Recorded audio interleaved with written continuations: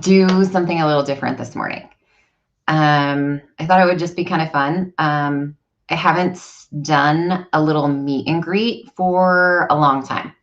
And so I know some of you have been following for a long time, and I know some of you are newer. So I will just do my little meet and greet, and then you are welcome to type in the comments whatever you want, if you want to say hello and tell us where you're from or anything about yourself. So yeah, we'll just do that. So basically, yeah, here I am. My name is Amy.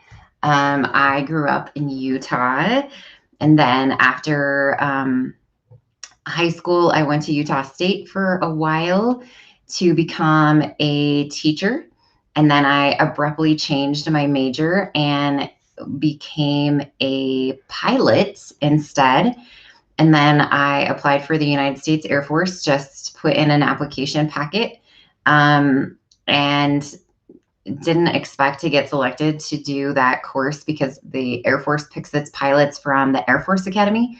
And then the remainder of the slots that they have open, they give to the ROTC kids that are going through college. And I was too far through my college classes.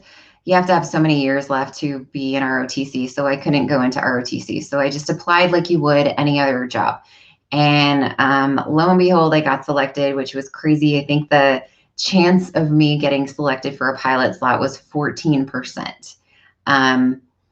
So, right, don't let numbers or people tell you that you can't do something, because definitely overcame that one.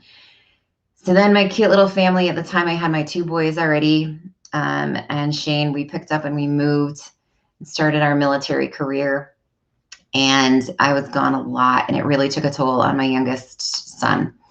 And so being really fearful for his mental health and his inability to cope with mom leaving all the time, they basically told us that for him, it was like I was getting in a car accident every time I deployed.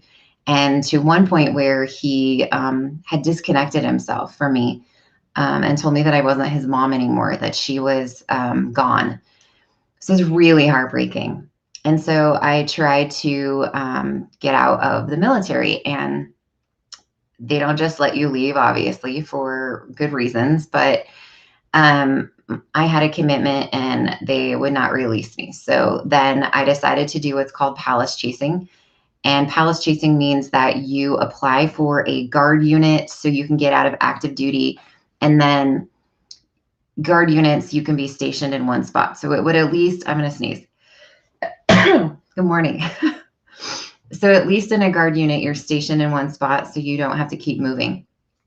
So I was able to do an interview with the Utah Air National Guard, and I got selected by them. And then I was able to go through I actually just found the paper yesterday. I was able to go through go through the Senate. I don't remember who it was exactly, but I had to use a senator, had to get a paper, had to go through the White House to get permission to palace chase. I finally got approved to do it. And then the crazy thing is that I thought that I was going to be able to get out and transfer to somewhere else or to get out on a hardship. So I actually had moved my family from California back to Idaho, Utah area, and we had bought a home. And then the day that we closed on the house, I got a notice from my commander that my paperwork got denied, and I had to go back to California and leave my family. So I was living in a apartment with a folding table and an air mattress while I went through this process. But eventually I got approved to palace chase. So I was able to move back with my family. And then I was commuting 2 hours every day, one way. So 4 hours total. And it was too hard. And it was still taking a toll. I was about to deploy again. It was just not good. So I talked to my guard unit, started going through the process of getting out of the military. When I picked up a different career, I decided to go into law enforcement. And then my husband was just having a really hard time getting back into civilian life. He was just really struggling, and I didn't realize it at the extent that it was. And so we had gotten a temporary separation so he could work on himself and figure things out. He had almost gotten into a mindset of being like a child. He wasn't capable of making decisions anymore. He's having a hard time picking out his own clothes. It was really, really weird. And so we're going to counseling, um, and then we just had a trigger moment, and he just really fell apart, and he ended up taking his life. And so then I was with my 13-year-old and my 10-year-old at the time, restarting life over. The community, everyone in my neighborhood just starts turning against us. I had to pull my kids from school. I meet Dave basically just out of because of the fact that he was widowed, and my mom had been really good friends with his wife, and Dave had grown up around the corner from me when we were kids. And so I feel like we were both each other's safety nets. Like we understood what we were going through. And so looking back, like knowing that I was really mentally unstable at that time and emotionally broken, I jumped into a relationship with him, which was really unhealthy, and for both of us. So now we're both in these really unhealthy relationship. There's lots of abusive behaviors going on, and my poor kids are right in the middle of it. And we have our really happy moments, we have our really crazy moments, and then we really you're lost and you're not making great decisions. We decide that we want to have a child because we never could before.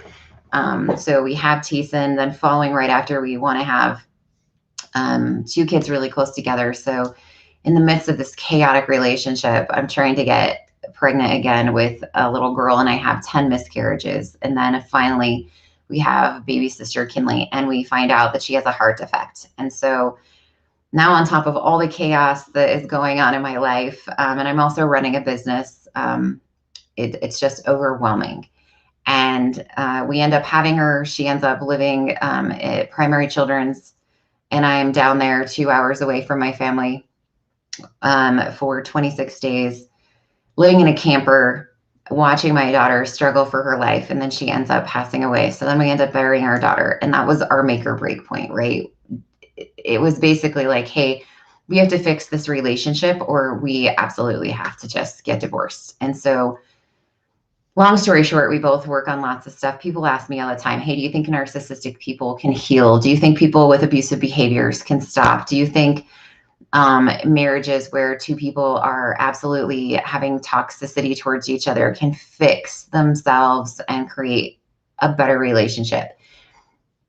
And the answer to your question is yes, with lots of setbacks and lots of work, and both people putting in every ounce of energy that they can. And is it an easy road? Absolutely not. It's pure hell, honestly. But it can be done. And so fast forward now, right? This is how my healing journey started, is because the passing of my daughter sent me into the complete end of my road, like absolute spiral to the bottom. And I had a choice of either letting myself completely fall apart and giving up on life. I don't even know what that would have looked like, but definitely like not working, staying in bed. I'm sure that I would have then, right? I would have started having health issues because I would have started messing with my energy. It's being blocked, and I would have had chronic, who knows what by now, some kind of chronic disease, I'm sure, that I would have been struggling with. But instead, I decided that that wasn't the life that I wanted. Like, I knew that there was a way for me to heal from this. I just wasn't sure what it was. So I started on that path. I started finding this beautiful healing thing. And the funny thing is, I ran across some notes the other day, and I had written down like exactly how I felt like all this worked. So, like, emotions were attached to things, and it kind of looked like a little spider, like one of those webs that you make when you're a kid and you're trying to figure out how to come up with a writing topic, right? I don't even remember what those things were called, but you had like your main subject in the middle, and then you started branching it out and writing like all these things around it. And then you would create your story based off of all these ideas. And I felt like my healing journey was something like that, right? You're focused on the middle, and then there were certain things in this outer area, and then everything was attached. And if one of these things became imbalanced, it like trickled up and affected everything else, which is really amazing because I had wrote that down, and I knew that that is how energy worked and how I needed to clear stuff of my own. And then I ran across the beautiful thing that I practice now, the emotion code and the body code. And I realized that there was a doctor out there that had already figured all this out. And I was like, oh, this is amazing. It was a very big aha moment to me, because I figured out that the thing that I knew was already in a systematic way to do stuff. And so now I've been able to incorporate that into helping other people. And it's just been like the best blessing ever to be able to watch how it's helping other people. And there's nothing that I could have taken out of the things that I've gone through in my life that is more gratifying than being able to now use that to watch other people overcome and watch other people go through things, and be able to have peace and love, and to be able to have that moment where they feel like I can do this again. And so that's really what I wanted to share with you today, is that I really felt like when I went live today that somebody is just really having a hard time. Like, you're really struggling with just, how can this ever get better? And that feeling of it's just not possible, right? You're in the like complete moment of despair. And I'll never forget sitting across from my mom after I lost my first husband, and just telling her, like, I can't do it. Like, this is too much. Like, I have to start my life over. Like, I don't even know where to go. And my mom's really good about, just take it a moment at a time. You're going to be okay. We're going to figure this out. You're going to just deal with whatever you need to deal with in this moment. And so that's the advice that I'm giving to you. Whoever is watching this that really needs that right now, take it in the moment, live in the now. Stop thinking about, what am I going to do tomorrow? What am I going to do next week? What am I going to ultimately do at the end? Because that was, good morning, Tammy. That was the thing that I got stuck in, was, after I lost Shane, I was trying to figure everything out. I was sitting there with my mom and trying to figure out every single thing that I had to do for my kids in the moment, single thing I had to do for my kids, for how was I going to pay my bills in a month? How was I going to make my mortgage payment? I resigned from my position as a police officer. I needed to take care of my kids. I couldn't be, doing a career like that. I had to start over. I had basically in the moment shut my business down, and then I had to pick it back up. And I mean, there's lots of moving parts, and I just had to start and be like, okay, today, what do I need to take care of right now? What absolutely has to be done today? And that's the moment. That's living in the moment. That's what I want you to do for yourself. Take that deep breath in through your nose, let it out through your mouth, relax your shoulders, and just sit with yourself for a minute, and just let all the rest of it go. And just, what do I have to take care of right now? And then pick up the phone and make the call for the thing that you have to do today, and let the rest of it go for a minute. And the minute you start breathing that in and releasing it and relaxing and letting the rest of it go out, you start that flow of energy in your body again. And that flow of energy is what makes you function. It's what allows you to make decisions. It's what releases pain. It's what releases those emotions. And you have to do that, because we get going, and we're so balled up in this mess, and we can't think, and we can't function, and we're overwhelmed. And then we're just resonating on trying to figure out a solution. And, we just feel like everything is happening. And then you get another phone call, and it's just compiling. And now you're overwhelmed, and you're having a total mental breakdown. I had a mental breakdown on Saturday. I was sitting in the grocery store parking lot, and my husband drove by and saw me, and he's like, what are you doing? And I was like, I'm having a mental breakdown. And he's like, okay, babe. So he drove back, and he stopped, and he got out, and he's like, hey, I know you're going through a lot. Like, we're even going through a lot with our own relationship. And he's like, I know you're going through a lot. And Dave's been really good about giving me that space that I need. And he's working on himself, and I'm working on myself. And he said, what can I do right now in this moment? And I said, I need to go in the bank and make a deposit, and I need you to go with me. And that was all it took in the moment, right? I just needed someone to go in the bank with me to make a deposit. Because I wasn't strong enough in the moment. I was having my own energy crisis, and I absorb other people's energies. It's really hard for me to go in public when I'm really, really upset. And so I rescheduled my sessions for the day. I let go of the guilt from having to do that because that was causing me a lot of trauma. Like, I had sessions, I didn't want to let my clients down. And I just said, you know what? They're going to understand. And I emailed them and I let it go. And it helped a ton. I released, right? What could I do in the moment? And so those two things, I rescheduled my sessions. I went in and made a deposit. I went and picked up my son. I started a healing process with some things that had happened over the weekend. And I made it all come back together. And I pulled it back together. So you can do it.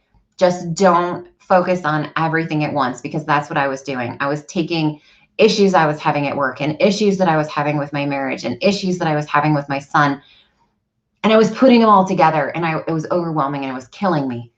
And I had to do some release, and I had to focus on the moment, breathing in, breathing out, letting it go. So right then I picked myself up and off I started running again. And by Sunday morning, I was back at it. I was doing sessions. I was helping my kids. I was focusing on, okay, what did I need to do? And you know what? I took a mental health day the next day from work, and I focused again on, like, okay, what can I do today?